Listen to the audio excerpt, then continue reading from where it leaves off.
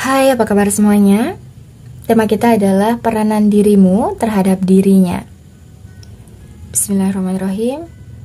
Kita tarik energi dia saat ini.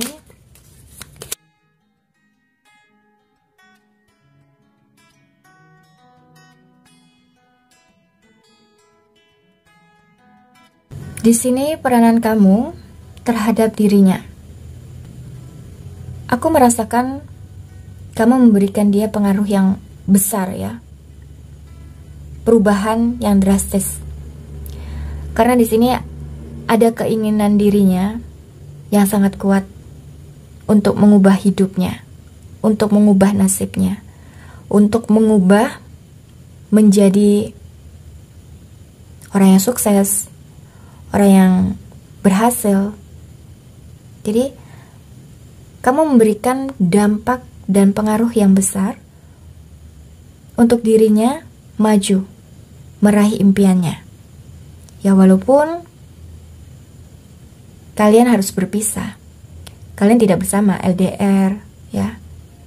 Dia bekerja atau dia melanjutkan studinya untuk meraih impiannya, sementara kamu di sini. Yang kedua, dia merasakan bahwa kamu ini adalah orang yang sangat mengerti dirinya, memahami dirinya. Karena kamu tuh orang yang bisa menghibur dirinya, bisa memberikan kebahagiaan, kesenangan. Jadi ketika dekat dengan kamu, itu seperti beban masalah itu seperti hilang atau ada solusinya. Jadi ketika dia dekat dengan kamu, dia tuh kayak merasakan dan kembali di masa kecilnya, yang polos, yang hanya mau bermain, hanya merasakan kesenangan.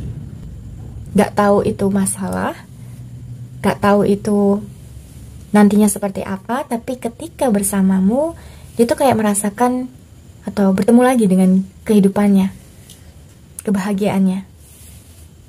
Yang ketiga, kamu mengajarkan dia tuh banyak hal. Cinta, kasih sayang, ketulusan, kebaikan, welas asih, kedermawanan. Kamu ini adalah orang yang memiliki jiwa sosial yang tinggi, rasa kepedulian terhadap sesama. Ya, kamu seorang empat. Kamu juga adalah orang yang memotivasi dirinya untuk terus berkreasi, terus melakukan banyak hal. Tapi kamu adalah orang yang bisa menjadi panutan, orang yang bisa membimbing dirinya menjadi seseorang yang jauh lebih baik, menjadi versi terbaiknya. Ya, karena kamu ini adalah orang yang hangat ya, sangat feminim. Tetapi kamu juga mengajarkan dirinya tentang berserah. Artinya, ya, ketika kita sudah mengupayakan, mengusahakan sesuatu hal, ya kamu percayakan saja hasilnya seperti apa.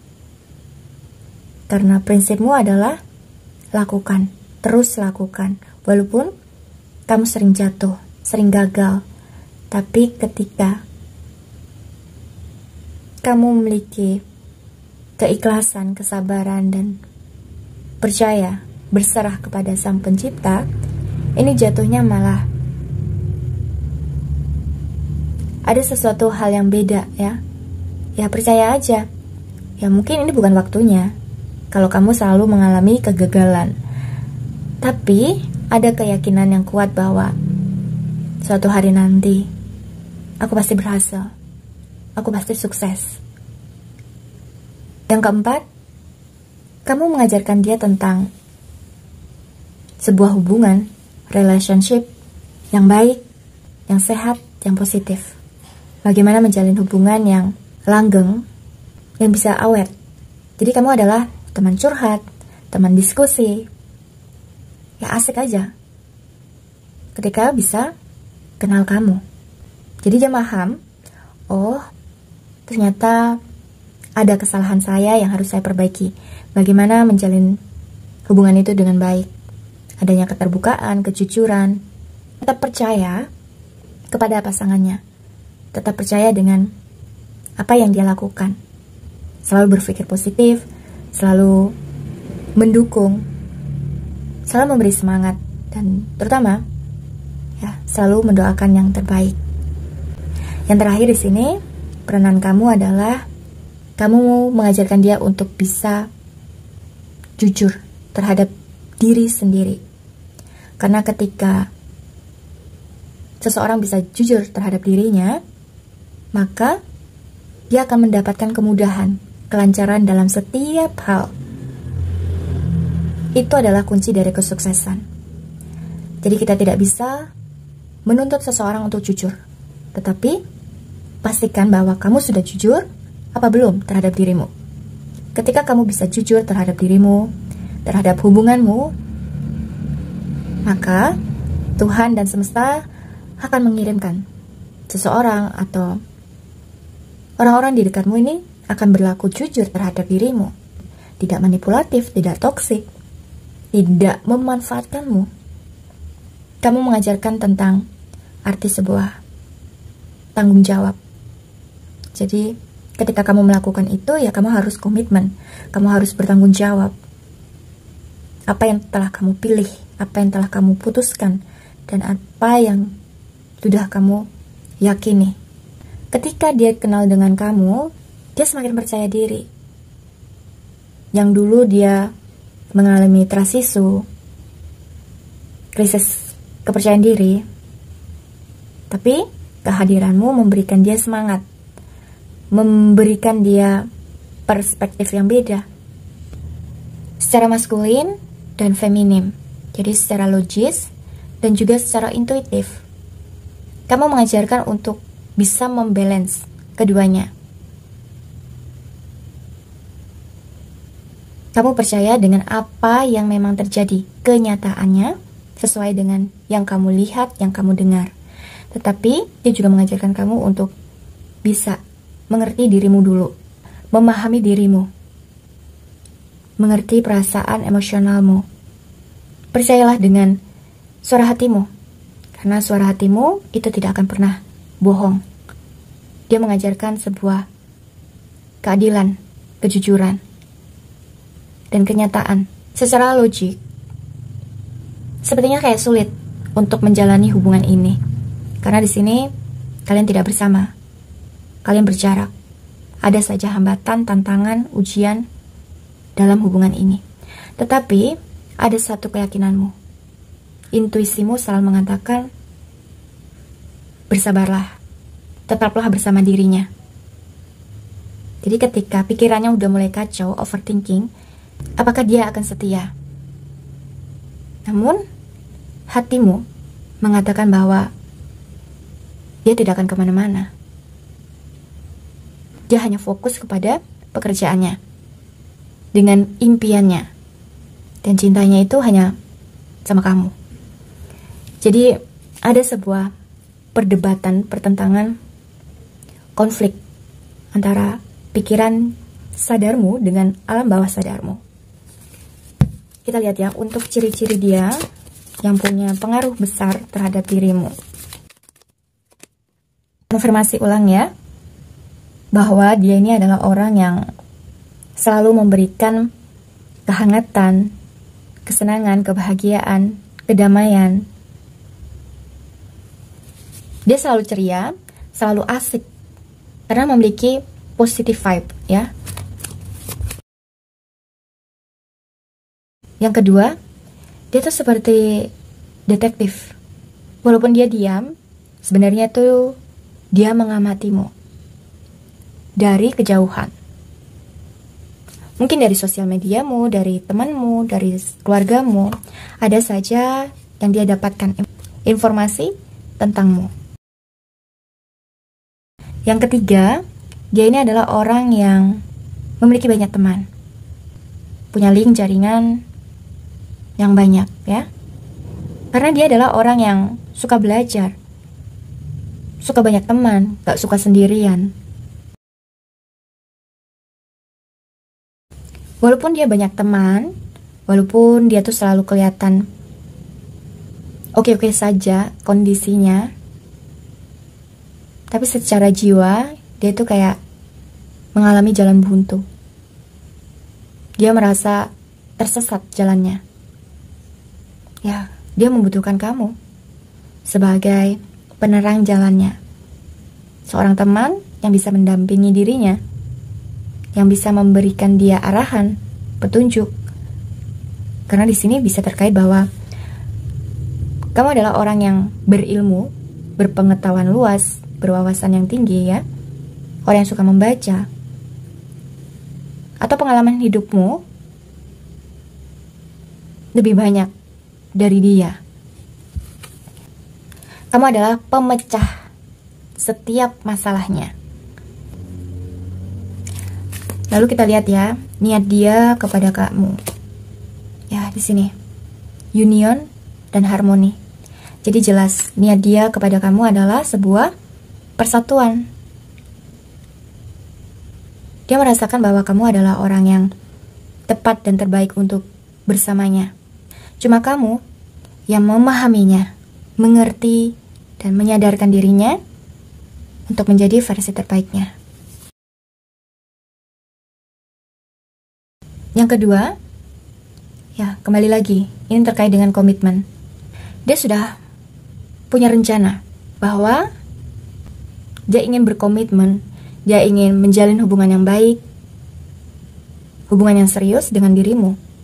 Karena kamu adalah seseorang yang memenuhi kriterianya. Dia merasa kamu adalah orang yang tulus. Yang ketiga, niat dan tujuannya, kamu bisa membantu dirinya untuk sembuh dari luka batinnya, traumanya.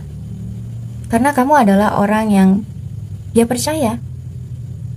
Jadi ketika dia curhat, dia terbuka tentang dirinya, masa lalunya, dia tuh seperti kayak mendapatkan ketenangan.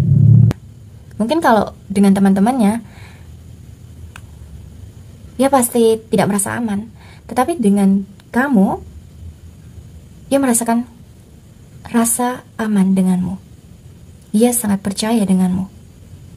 Dia merasa jauh lebih tenang, damai, ketika bisa ya bercerita tentang banyak hal denganmu. Jadi kamu adalah orang yang dipercaya dan bisa memberikan solusi di setiap masalahnya. Kita lihat ya, untuk pesan cintanya di sini. Ketika kalian sudah healing, ini ada kesempatan, ada peluang, ada perubahan yang positif, yang sehat dalam hubungan ini. Ya, ketika kalian sama-sama sudah percaya, merasa nyaman, merasa cocok dan seret ya, ya lanjutkan saja. Konfirmasi ulang bahwa dia memiliki pengalaman, kisah, cerita di masa lalu yang begitu kelam, penuh dengan air mata, kesedihan, kehilangan, merasa tidak dihargai, dikhianati. Ya. Jadi, bantulah dirinya untuk bisa memiliki kepercayaan diri lagi. Bantulah dia untuk bisa memiliki keyakinan dan harapan yang baik. Keyakinan bahwa ada cinta sejati yang layak untuk dia miliki. Jadi hubungan yang baik itu adalah dimana kamu harus pahami dirinya. Bukan kondisi saat ini, tetapi kamu juga harus mengetahui masa lalunya. Apakah ini penting? Ini sangat penting. Jadi, seseorang yang masih memiliki trust issue, masih memiliki trauma, ketika dia belum disembuhkan, ini akan memberikan efek di masa depannya. Ya, semisal kamu adalah pasangannya, ya ini bisa saja efeknya kepada kamu dan anakmu, keturunanmu. Jadi ini sangat pengaruhnya ini sangat besar ya. Ketika dia menyadari dia memiliki masa lalu yang kelam dan dia mau untuk disembuhkan, maka dampingi dirinya. Karena ini ada niat dari dirinya untuk menjadi versi terbaiknya ya. Dia mau belajar, dia mau mengakui kesalahannya, dia ingin merubah kehidupannya. Ini adalah nilai positif untuk dirinya. Itulah alasannya kenapa dalam sebuah penelitian untuk mengenal seseorang itu dibutuhkan waktu minimal 6 bulan. 6 bulan untuk observasi, untuk mengetahui apakah yang dia lakukan di awal ini bisa konsisten, bisa istiqomah ya, hingga di 6 bulan pertama. Kalau memang konsisten berarti memang dia adalah orang yang baik. Tetapi ketika kamu mengenal dia di awal, dia tuh sangat nomor 1 gitu ya, sangat perhatian, selalu peduli sama kamu. Namun setelah bulan kedua, ternyata dia tuh memiliki sifat yang beda. Nah, ini adalah red flag yang perlu kamu waspadai. Ketika dia sudah mulai melakukan atau memperlihatkan sikap tindakannya yang toksik, ya putuskan bahwa kamu tidak layak untuk mendapatkan orang yang ingin meracuni hidupmu dengan luka yang dia peroleh di masa lalunya. Tapi ketika dia mengakui bahwa kehidupannya di masa lalunya seperti itu, dan dia sangat membutuhkan bahwa dia ingin melakukan perubahan, dan dia berproses dalam 6 bulan ini, dia semakin baik ya. Artinya ya, kamu bisa tetap bersama dirinya. Karena gini teman-teman, pasangan yang baik, jodoh yang tepat dan baik itu adalah ketika dia bersama dengan seseorang, kehidupannya ini semakin baik, semakin dekat dengan Tuhan, selalu melakukan perubahan yang positif ya. Dan dia komitmen atas apa yang dia ucapkan, atau mungkin dia tidak banyak bicara tapi dia lebih banyak membuktikan. Pesan semesta untukmu di sini, kamu diminta untuk jangan khawatir, jangan pernah ragu, takut, bimbang dalam menjalani hubungan ini. Kamu harus menggunakan maskulin dan femininmu. Artinya kamu harus peka, lihat bahwa yang dia tunjukkan kepadamu itu adalah kenyataannya, itu adalah sikapnya. Jadi ketika awal pertama dia baik, kemudian yang kedua dia berubah, kamu jangan denial. Enggak kok, dia akan seperti di awal kalau aku melakukan ini. Sehingga standar kamu yang awalnya kamu menginginkan seorang pria yang skornya 8, kamu turunin jadi 6 agar kamu bisa setara dengan dirinya. Nah, ini yang banyak terjadi ya. Banyak yang menurunkan standarnya untuk bisa bersama dengan pasangannya, dengan kekasihnya, yang ujung-ujungnya ya akan lelah, capek juga. Tapi ketika kamu menginginkan skor 8, dia 6, tapi ada perubahan, ada tindakan nyata dari dirinya untuk perjuangkan kamu. Bisa jadi dia bisa kasih kamu 9. Nah, ini kan sesuatu yang wow. Nah, jadi jangan pernah menurunkan kualitasmu. Ketika dia belum datang, ya pantaskan dirimu. Aku menginginkan seseorang yang dengan skor 8. Maka kamu juga harus bisa sabar untuk menunggu seseorang yang skornya 8. Jangan pernah menurunkan standarmu. Karena kamu layak untuk bahagia, untuk mendapatkan cinta yang sesungguhnya. Cinta sejati. Untuk inisialnya, unsur namanya ada I, Z, R, O, V, U, C, G, K, X, W, dan Q. Untuk zodiaknya ada Virgo, Cancer, Aries, Libra, Aquarius, Capricorn, dan Pisces. Terima kasih yang sudah ikut readinganku. Semoga kamu suka. Jangan lupa untuk like, subscribe, share, dan komen. Mohon maaf kalau banyak salah kata. Kita jumpa lagi di reading berikutnya. Thank you, love you, bye.